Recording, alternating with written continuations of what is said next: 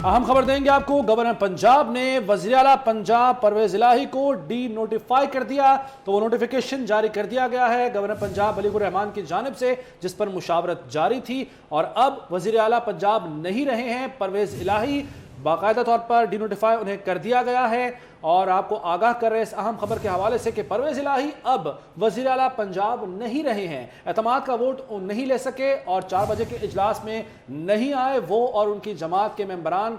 और उसके बाद वो इंतज़ार किया जा रहा था कि क्या फैसला किया जाता है। तो तवील मुशावरत का नतीजा निकला है डी नोटिफिकेशन में, और परवेज इलाही अब वज़ीर आला पंजाब नहीं रहे हैं। ये अहम तरीन खबर हम आप तक पहुंचा रहे हैं। बिल्कुल, आपको बताएं कि तवील नशिस्त के बाद ये फैसला सामने आया है कि परवेज इलाही वज़ीर आला पंजाब नहीं रहे। गवर्नर पंजाब ने वज़ीर आला पंजाब को डी नोटिफाई कर दिया। गवर्नर हाउस में बड़ी बैठक हुई, आला क़यादत के सलाह मशवरे हुए। वफाकी वज़ीर दाखिला राना सनाउल्लाह, वफाकी वज़ीर तारिक बशीर चीमा, अता तारड़ इस मौके पर मौजूद थे। वज़ीर आला पंजाब को डी नोटिफाई करने के अमल पर मुशावरत हुई और तवील नशिस्त के बाद ये अहम फैसला सामने आया है। ये ट्वीट आप देख सकते हैं कि परवेज इलाही वज़ीर आला पंजाब अब नहीं रहे हैं। मुशावरत के बाद ये फैसला किया गया है। गवर्नर पंजाब की जानिब से वज़ीर आला पंजाब को डी नोटिफाई कर दिया गया है। परवेज इलाही वज़ीर आला पंजाब नहीं रहे। एतमाद का वोट लेना था उन्होंने।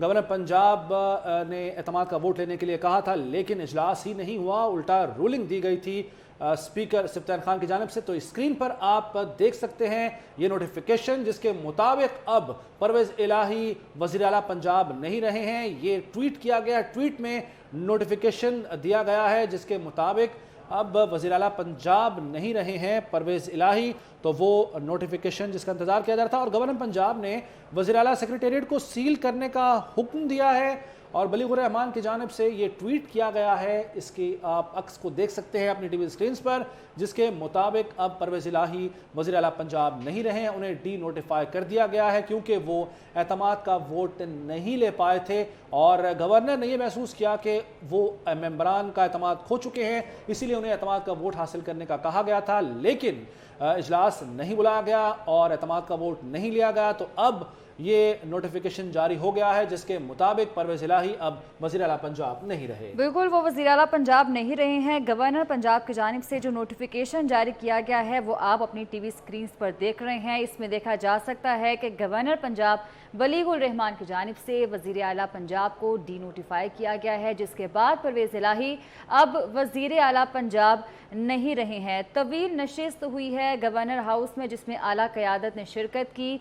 तमाम पहलुओं पर नज़रसानी की गई, मुशावरत की गई, तमाम कानूनी पहलुओं पर मुशावरत की गई, जिसके बाद ड्राफ्टिंग मुकम्मल की गई। बुखारी साहब हमारे साथ मौजूद हैं। बुखारी साहब, शुक्रिया आपके वक्त का। सर, वो इंतजार जो किया जा रहा था नोटिफिकेशन का, बिलाखिर वो आ गया, नहीं रहे वज़ीर आला पंजाब अब परवेज इलाही साहब। आप सिचुएशन को कैसे देखते हैं आप? देखिए, 2-3 दिन से ये सारा सिलसिला चल रहा था। जिस तरीके की स्टेडफास्टनेस दिखाई जा रही थी, जिस तरीके से आइन का के साथ खिलवाड़ हो रहा था, जिस तरीके से ऐसे फैसले किए जा रहे थे जिनकी कोई तारीख नहीं मिलती है, उसका कोई ना कोई मंतकी नतीजा तो निकलना था। और ये वो मंतकी नतीजा है कि अगर आप गवर्नर का हुक्म नहीं मानेंगे, अगर आप वोट ऑफ कॉन्फिडेंस के लिए आएंगे नहीं, तो फिर गवर्नर के पास जो इख्तियारात हैं वो उसका इस्तेमाल करेगा। ये कुछ लोग जो हैं वो समझते थे कि ऐसा नहीं होगा, लेकिन जो लोग आईनी स्पिरिट से वाकिफ हैं उनको मालूम है कि जिस तरह वफाक में सदर के पास इख्तियारात हैं, इसी तरह सूबों में पंजाब में गवर्नर के पास भी वही इख्तियारात हैं। और ख़ास तौर से जो 18वीं तरमीम है उसके बाद से सूरत हाल बिल्कुल मुख्तलिफ है। अब होगा क्या, ये ज़्यादा इम्पोर्टेंट है। ये तो होना था, ये तो वेरी नेचुरल। ये पूरी इस सूरत हाल का एक मंतकी अंजाम है जो जिसने हो के रहना था। पहले कोशिश की गई कि इसको अवॉइड किया जाए ताकि टेंशन कम हो, लेकिन जिस तरह का रवैया आज आपने देखा गवर्नर हाउस के बाहर हुआ, जिस तरह का रवैया आपने देखा जो इमरान खान साहब अपनी तकरीर में जो रवैया अपनाए हुए थे, उसके बाद फिर मेरे ख्याल से इससे ज्यादा और कोई हतमी फैसला नहीं हो सकता था। जो परवेज इलाही साहब हैं, जो उनके बरखुरदार हैं, वो 2 मुख्तलिफ किस्म की बातें कर रहे थे एक ही सांस में।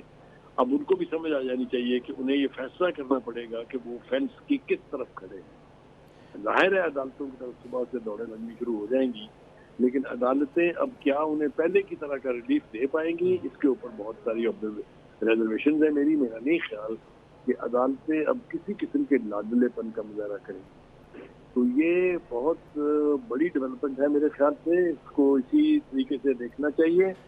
جو چیف منسٹر صاحب تھے جن کے پاس ایک وقت میں آپشن تھا کہ وہ پیپلز پارٹی اور نون لیگ کے مشترکہ کینڈیڈیٹ بن کے چیف منسٹر رہے وہ انہوں نے ضائع کر دیا. کوئی کہتا ہے انہوں نے چالاکی کرنے کی کوشش کی, بہت زیادہ اوور کلیور ہوئے, وہ اس کا نتیجہ ہے یہ.